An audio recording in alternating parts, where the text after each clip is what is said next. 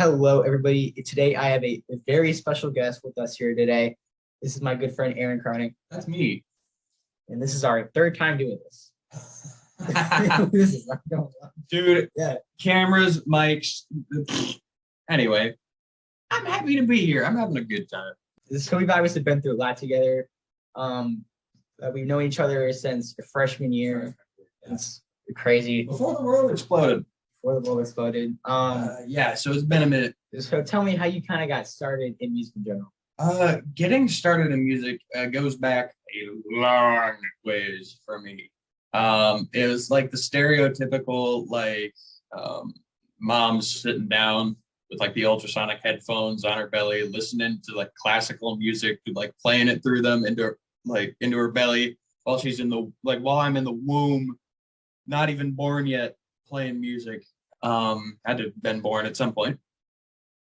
My dad around the house would play guitar, and when I was 8, I finally started playing myself, and I can definitely contribute my reason for playing to my dad. I joined school band like 5th, 6th grade, joined jazz and marching band, joined pep band, all bands around the community, playing with old people, playing for old people, playing by old people, just everywhere, like anything I could get my hands on. Tell me about the effect that marching band had on you. Being the drum major and doing marching band in general is honestly one of the greatest decisions I've ever made, and one of the greatest mistakes I didn't make sooner.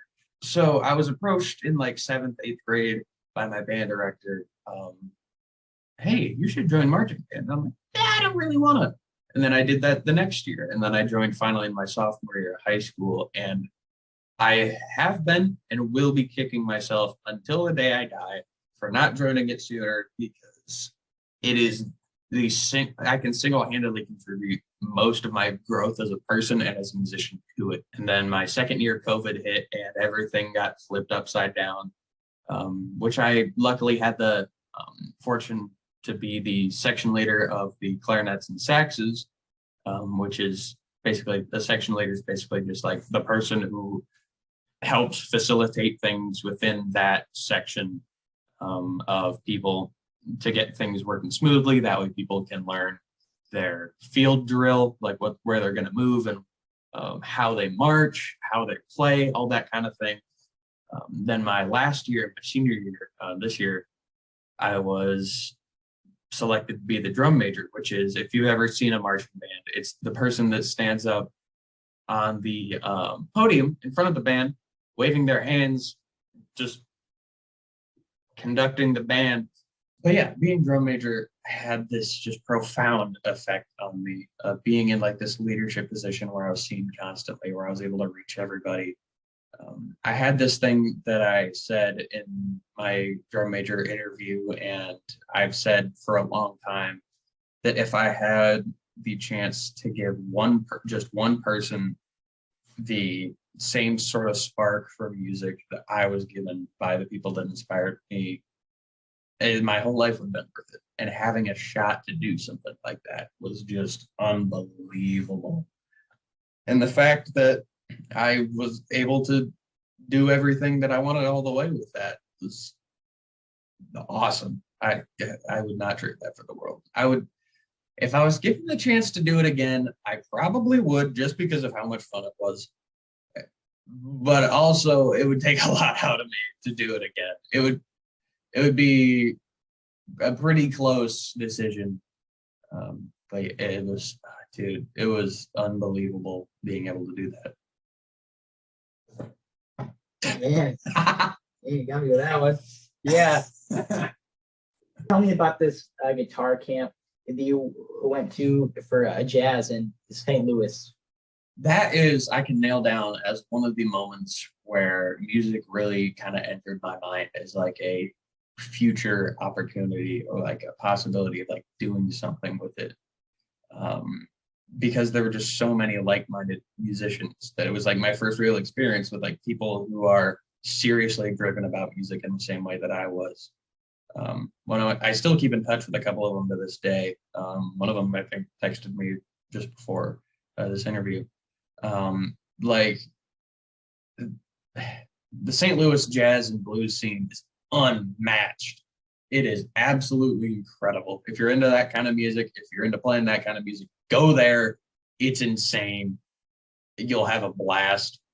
There's so much rich history down there. Gary Clark Jr. was down there when I was, and my parents saw him playing just like in the street, which is insane. That much just like unmatched blues power in the form of Gary Clark Jr. is just sitting there ripping away. A, and I didn't get to see it, and B, that it's just there. I was able to go to Nashville for a guitar camp, exclusively guitar players, by guitar players, for guitar players, all that kind of thing. And it was absolutely insane. Absolutely, like I was already really heavily leaning towards going towards music and going to the place where it was, wearing the shirt, Belmont University, down in the heart of Nashville.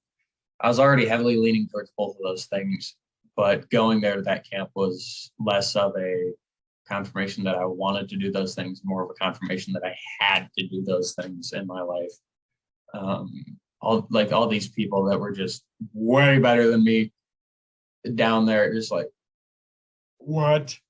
Being able to tour Nashville as well, like just going around, getting shown around and all that was so rad. Like down the strip on Lower Broadway, which is just a bunch of these like bars and honky tonks and places where live music and food is like just happens constantly. Walking down there, just hearing the drums, hearing the bass, hearing the guitars, hearing the singing, just like kind of floating in from across the street at Trace Adkins or like Tim McGraw's bar, and like right over here Kid Rock's bar, and then over here is like Blake Shelton's bar, and then Miranda Lambert's is down the street, and then this other one owned by Jerry down the street. Down, like hearing all that just like happening with like 1,000 people on either side of the street, and then someone walking down on the middle of the road, and then someone with just the worst driving ability you've ever seen, driving a car through a red light for like, this has been red for like 2 minutes, and then these party buses with boozed and liquored up people, tourists just driving down like, yeah, woo, going nuts. It's the most overstimulating experience you'll ever have, and it is so much fun. It is just, oh dude, it's awesome. It is so awesome. When you came home from that jazz camp a few years ago, and I just remember talking to you, and you were just like a transformed person. Like you were a new person, a new musician. I can definitely pinpoint that as like the turning point moment in my musical journey, my musical career, because I wanted to be an engineer for a long time. I wanted to work at NASA. Like literally everybody wanted to work at NASA because NASA is awesome. Going to space is awesome.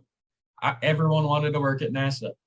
At least like all the kids that I grew up with, we all wanted to work at NASA. We all wanted to go into engineer. We all wanted to do that same sort of thing. But I can nail it down that moment is when I said, no, screw that. I want to do this thing that will not guarantee that I ever have money in my wallet, ever have a house with less than 6 people paying rent at the same time in it, that I might have to eat 1 meal for a day for the rest of my life. I'm going to go do that instead, because that is what I need to do. Yeah, that was like the moment. Tell me about what you've been listening to. Lately, for like the past few months, it all started when I decided to go back to my middle school music tastes. Always a mistake. Don't do it unless you want to get really into pop punk like I did. I went back and I listened to My Chemical Romance's The Black Parade, and I binged that for months, just like in awe of how raw and just unbridled the energy on that album was. And then I started getting into other bands like Knuckle Puck and Broadside and stuff like that. These other bands that just do these really cool things. Just this raw energy that you can feel through each recording. Obviously, not only that sort of like pop punk type stuff, with like 4 Years Strong and Dance Gavin Dance and all that kind of stuff. Basically, my rule is if it has a good guitar part, I'll listen to it. Why my favorite band, Campus, is my favorite band. Their guitar players are ridiculous. They're this indie rock band out of St. Paul. They are fantastic live. I went and saw them with a couple friends. Oh my God, they're good live. Just if it's got a good guitar part, I'll listen to it. Jazz, rock, country, rap, pop. It's got a good guitar part. I'll at least give it a shot. So what's next for Aaron Kroening? Obviously getting out of high school. And I say getting out, not graduating, because you get out. The main idea is to get out of high school first, and then obviously head down to Nashville for world takeover, world domination, for Belmont, where I'm just able to get a chance to take in as much music as I possibly can, as long as I can, like in between classes, in between sleep, in between rolling over in bed when I'm asleep, trying to just get as much music as I can, as many times as I can, as long as I can. Can't wait. It's just, I can see what you do and just take off. Oh, same. Like I am beyond excited to see where Cxrter Metro is in like 5-10 years. Oh man, yeah. Look, see where Cxrter is. Yeah, Like I've been around since the Cxrter Metro days, before they were Cxrter Metro, when it was Public Conclusions. We didn't have any equipment because we were freshmen in high school. We were kids. I had no idea what was going on. I'm excited to see, like, you've already come so far from that moment, like back then. I'm excited to see, like, we both have, like, Yeah. just going from, we both developed so much. I'm excited to see just where that trajectory keeps going. On Instagram, go check out at the Cxrter band. Do it. It's a lot of very, very, very exciting things coming very soon. Don't quote me on the very soon part, but in the near future, there will be some of the most exciting and most fun music that I have ever been a part of creating and writing. And like some of these songs I can't believe haven't been written yet. Like some of these songs I can't believe I was a part of writing. These are just, I'm so excited to see just how this music turns out, not only for like our own sake, but like for just how the world takes it, honestly, because it's really good. It's really good stuff. If like this sort of indie rock, alt rock, indie pop sort of stuff is interesting to you, follow us. Give us a little time. But yeah, check that out. It's gonna be good when it comes out. Like real something. Yeah, the Cxrter hasn't heard any of it because it is ridiculous. Like I listen to it in the hallways at school sometimes. Dude. I'm really excited for it. It's super fun. It's super good. Yeah, the Cxrter band on Instagram. Go check that out for sure. I can't wait. It's gonna be amazing. It's really good. All right. Well, thank you for, first of all, just like coming to my house and doing this. Of course, thank you for having me. The first one that's in person. The first in-person interview. We're here. We can high five. Yeah. There we go. Like we can do stuff. It's great. It's great. Yeah. Look at that. No screams, no movie magic this time, except for the 4 times we had to record this.